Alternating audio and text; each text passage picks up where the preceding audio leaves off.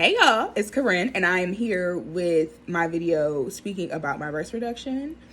I apologize right now because my ring light is dumb lit, and y'all are going to see the screen and my glasses. I just want to make notice of that before we get into the video. If you have been with me for some time, then you know I have been wanting to get this done. I have been threatening it for the last couple of years. And I wanted to come do a video component to my podcast. So I did a podcast, which will be linked below, about my breast reduction story, like why I got it done, the things that I had kind of experienced as far as having really, really big breasts. And I wanted to come do the video part with some products that I'm going to be using afterwards, and just talk about kind of like healing more so. Because on the podcast, I did not really get into how I've been healing, what had helped me. And I know I had mentioned in the podcast, I'm going to tell you guys, what made my healing process faster. So I'm going to share that in this particular video. I'm going to give you guys a little bit of a history. And then we're going to get into the healing process, because I know that's what the girls want to know. Cost, downtime, and all that other good stuff. And I'm so excited. I will do some check-ins. I'm not going to promise you like at specific milestones. It's just kind of like when it comes across my heart to do a check-in about my breast reduction. I will absolutely update you guys. So to get everybody on the same page, I went from an MO cup bra. I was a 44 or a 42 M at the time of my surgery. And prior to that, and it depended on bra sizing, or bra manufacturer or maker. So in some bras, I was an O. So an O is pretty much the last cup size that you can purchase commercially.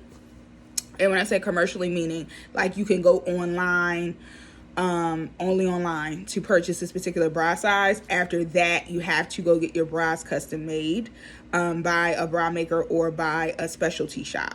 So it was very serious. Like, it was not a fucking game, okay? These titties had way past what was livable for me. You know what I mean? For so long, it was really, really hard. And I want people to understand that I was at the end of the commercial bra process. Like, there was no other size. There's no other size above that, okay? So it needed to be done. So when I got my when I got my breast reduction, that's the size that I was at. I had went to my OBGYN. I keep up with all that stuff. And over the last couple of years, she had been saying something to me about it, but she didn't really kind of give me any guidance as to how to get it done or who to call.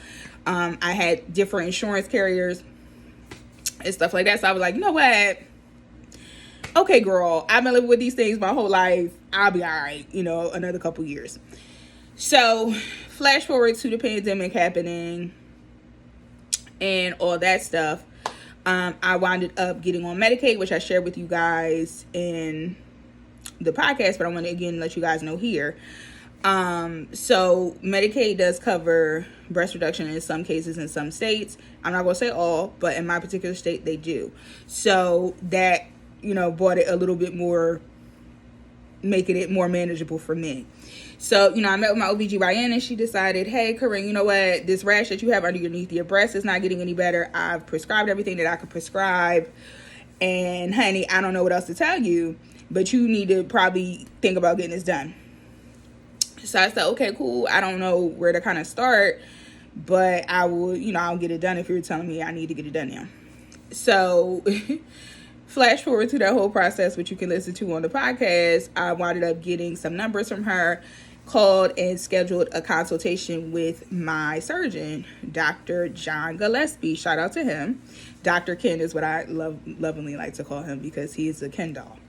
So I, get everything situated and we make the process happen. And here I am today. This is what my breasts look like right now. I'm not going to show y'all. I have a t-shirt on just because it's more comfortable for me. And this is now I can put shirts on, because before I couldn't put shirts on. Okay. It was very ghetto. But they are very much smaller. I'm not going to twist and turn too much because that's giving the girls too much, but they are very much smaller. I think I am somewhere in like a double D or a big D or a double D.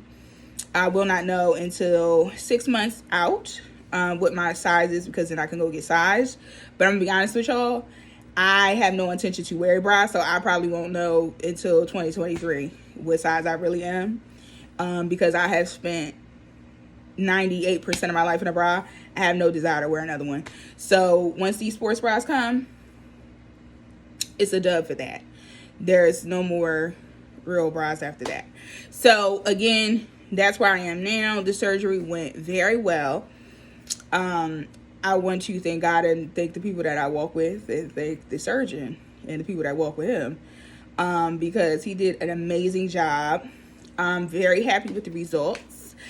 I have a lot of nipple sensitivity right now, which I didn't anticipate. I personally thought that I would have at least a week or two where they weren't as sensitive, or if I couldn't feel them, I kind of anticipated, even if a month out, that I wouldn't have nipple sensation, or that may go away completely. But baby, that was not your case for your girl. These nipples are nippling. Okay? So you can get sensation back. I have already had a child, so that was another reason behind getting it done as well. Just to go back a little bit more into the history, because I don't want to, again, make this me retelling the podcast, because I feel like it should be two separate mediums, right? So I already had my son in 2013. I had already was going to get it done right after I had my son, but I did not particularly care for the surgeon that I had.